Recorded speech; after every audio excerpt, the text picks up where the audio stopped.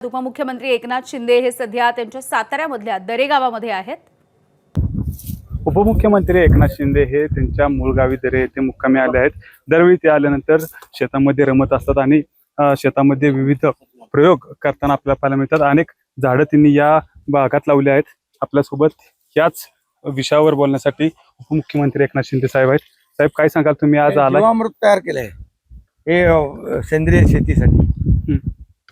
आता हे आपण झाड लावलंय ते ॲप्रिकॉटचं लावलेलं आहे। प्लमचं देखील झाड आपण लावतोय। सफरचंदाची झाडं देखील या ठिकाणी मोठी झालेली आहेत आणि त्याला फ्लॉवरिंग आलंय, फळं येत आहेत। त्यामुळे या भागामध्ये आपण नवीन नवीन व्हरायटी ची झाडं लागवड या ठिकाणी करू शकतो आणि त्याचा इथं मोठ्या प्रमाणावर ग्रोथ होतोय। शेतकऱ्यांना यामधून चांगली उत्पन्न त्यांना मिळेल आणि इथला शेतकरी जो आहे नोकरी निमित्त बाहेर जाता कामा नये यासाठी समूह क्लस्टर शेती आहे, तीच गट शेती आहे, सेंद्रिय शेती आहे, बांबूची शेती आहे। या ठिकाणी खूप मोठ्या प्रमाणावर व्हरायटी आपण लावलेली आहे। पर्यटनाला देखील मोठ्या प्रमाणावर इथं आपण चालना दिलेली आहे। त्यामुळे एक शेतीचं साधन आणि पर्यटन अशा प्रकारे लोकांना मोठ्या प्रमाणावर इथं रोजगारही मिळेल। लोक इथून नोकरी निमित्त बाहेर जाता कामा नये हाच आमचा उद्देश आहे। आणि मला वाटतं आता अनेक ठिकाणी ॲपल पसरणीला देखील मोठ्या प्रमाणावर ॲपलची लागवड केलेली आहे। त्यामुळे आता सुरुवात झालेली आहे, लोकांमध्ये जागृती येते आणि वृक्ष लागवड इथं काळाची गरज आहे। हे सगळं क्लायमेट चेंज, ग्लोबल वॉर्मिंग या सगळ्या गोष्टी ज्या आहेत याच्यासाठी हे वृक्षारोपण मोठ्या प्रमाणावर जेव्हा जेव्हा मी येतो तेव्हा मोठ्या प्रमाणावर झाडं लावण्याचा कार्यक्रम असतोच। साहेब, सुटाबोटातला शेतकरी हा शेतीमध्ये येऊन नवीन नवीन प्रयोग करत असतो। विरोधकांच्या पोटात पोटशूळ उठतं की तुम्ही या ठिकाणी येऊन सुटाबोटामध्ये शेती करता आणि वेगवेगळे प्रयोग करत असता, काय सांगा? अरे मी शेतकऱ्याचा मुलगा आहे, त्यामुळे मला शेती करायला आवडते आणि त्यामुळे आता कुणाला काय वाटतं, कुणाच्या काय पोटात दुखतं, आता त्याच्यासाठी पण पोटदुखीसाठी पण एक झाड मी लावेल आणि ते म्हणजे त्यांचाही त्रास दूर होईल का। त्यामुळे मी आता कोण काय बोलतोय याच्याकडे लक्ष देत नाही। मी माझं काम आहे, आलो गावी की शेतीकडे येतो।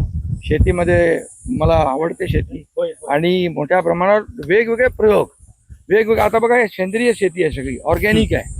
ही आता गरज आहे, इथं कुठलंही खत नाहीये, पेस्टिसाईड नाहीये।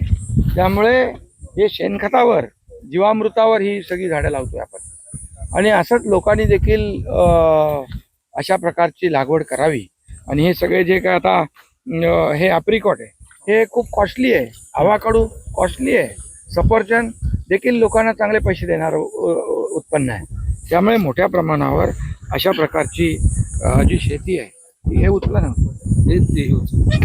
ती करायला पाहिजे आणि गट शेतीला प्राधान्य दिलं पाहिजे। साहेब, एकंदरीत जर बघायला गेलं तर आता तुमच्याकडे बघून अनेक शेतकरी उत्साहित येऊन त्यांनी आता सफरचंदाची लागवड देखील पसरणी या भागात केली आहे। ज्या ठिकाणी शेतीला पाणी नसतं, पिकाला पाणी नाही असं परिस्थिती असताना देखील मोठ्या प्रमाणावर ड्रीप इरिगेशन बघा ना, हे आता ड्रीपवर आहे, ज्यादा पाणी लागत नाही।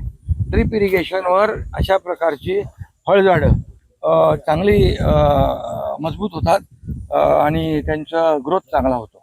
त्यामुळे माझे सगळ्याच शेतकऱ्यांना आव्हान आहे की अशा प्रकारची शेती, तुम्ही जी शेती पारंपरिक होते ती तर सगळे करतात, परंतु जी शेती आपल्याला इतर राज्यामध्ये होते त्याच्यातून जास्ती उत्पन्न शेतकऱ्यांना मिळतंय। म्हणून आपण इथं आवाकाडो असेल, ॲपल असेल, या ठिकाणी ॲप्रिकॉट असेल, प्लम असेल, काजू आहेत, जांभूळ आहे, बांबूची शेती मोठ्या प्रमाणावर आपण केलेली आहे। बांबूला देखील अनुदान सरकार देतं आणि पर्यावरणाच्या दृष्टीने हे सगळं आवश्यक आहे। एकंदरीत जर बघायला गेलं तर सेंद्रिय शेती करण्याचा निर्णय हा उपमुख्यमंत्री एकनाथ शिंदे यांनी घेतला आहे। त्यांच्या दरे गावामध्ये मोठ्या प्रमाणावर या ठिकाणी सेंद्रिय शेती करत अनेक जी विविध प्रजातीची झाडं आहेत या ठिकाणी लावण्यात आले आहेत। एकंदरीत जर बघायला गेलं तर आता उपमुख्यमंत्री एकनाथ शिंदे हे त्यांच्या दरे या गावात शेतामध्ये रमताना आपल्याला पाहायला मिळत आहेत। कॅमेरामॅन ओमकार सह वैभव बोडके, एबीपी माझा, सातारा। एबीपी माझा, उघडा डोळे बघा नीट।